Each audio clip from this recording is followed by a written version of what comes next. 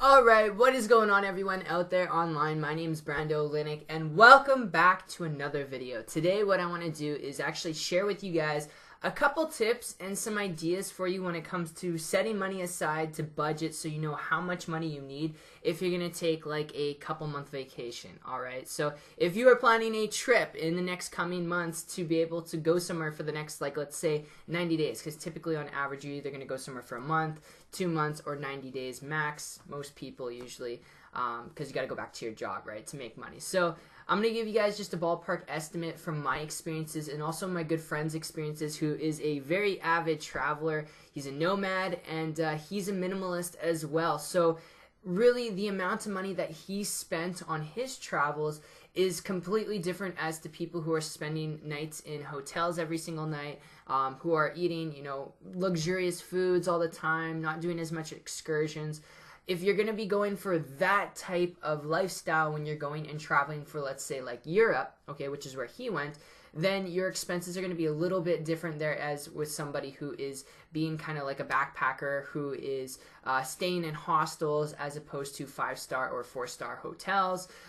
It's going to be completely different. So to give you guys just a ballpark estimate, my buddy and as well as myself, when I was traveling in Mexico, we traveled on a low budget.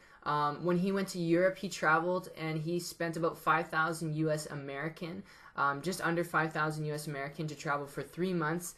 And he was a backpacker, all right? So he was spending very little money for hotels and staying and accommodations, even transportation, I should say, because what he was doing was he was staying in hostels. He was staying in places where there's other travelers. You're kind of sharing a room with a group of people, and you're sharing a place with a group of people. It's a good way to kind of immerse yourself in culture and community, but it's a little bit more higher risk of like getting robbed or, different things, right? You guys get the point. Just search up hostels on Google and you'll know what they are. But hostels, as opposed to luxury 5-star hotels or even 4-star resorts, can save you a ton of money, and that's what happened with him. And then he took that money and he put it towards entertainment, going out for dinner, excursions, right? He put it towards that, okay? But for 3 months, he spent about 5,000 American, and for myself, when I was in Mexico for about a month, it was about $2,000 American. So it all really comes down to your accommodations, all right? And if you're traveling to different places, for, let's say, example, we'll stick with Europe here.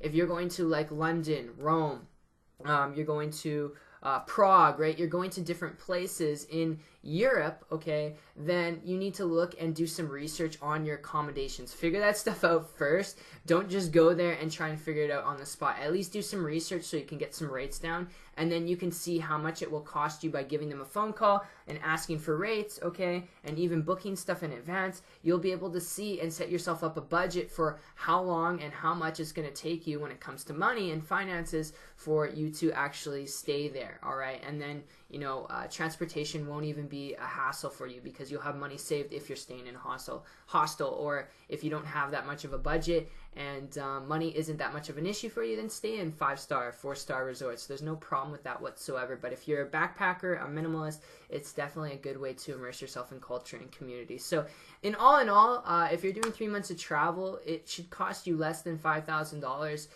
If you're kind of a minimalist, you're not too picky, and you just really want to experience culture, community, and you just want to be able to venture, take photos and videos all over the place. If that's what you're really traveling for, then I highly encourage you, look up hostels. There's really safe and secure ones all over the world, especially in Europe, and there's also not so great ones. So do your research beforehand, get the nightly rates so that you can see how much it's going to cost you. It's a lot cheaper, a lot easier to go to and fro from a hostel than it is to a hotel. But that's just my opinion, and that's my experience having traveled and having been able to get my friend's advice and insight from this when he got back in 2016 from his 3-month traveling vacation in Europe. So I hope this helps you guys out. It will always differ.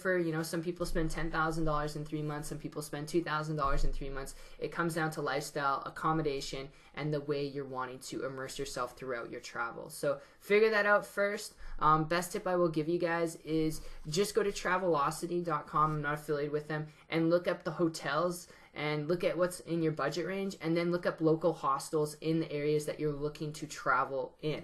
All right, the different cities. Look at hostels in those areas. Do some research. There's a lot of good YouTube videos out there, and you guys will be well on your way. But I hope that makes sense, guys. That's just my personal preference and my viewpoint on this. So the big number is $5,000, 3 months. That's how we experienced it, and I hope that you guys can hopefully, budget yourself a little bit lower than that. If not, you don't have a problem with money, then go out there and just have a blast. Immerse yourself in the culture. So appreciate you guys so much. This is Brando Linux signing out. And actually, before I go, if you're someone who is more interested in traveling more, wanting to make more money and travel more without having to worry about cost or time or money or going back to work, if you are interested in the laptop lifestyle, so to speak, having been able to, since 2014, being able to actually work and build a business on the internet full time. If you guys want to learn more about myself, I'll link my website down below. It's 123marketingtips.com. I have a training series there. This is my last little plug here that I go over step by step on how I was able to build an internet business from my laptop and how you can too. So if you're interested in that, go check it out. But other than that, guys,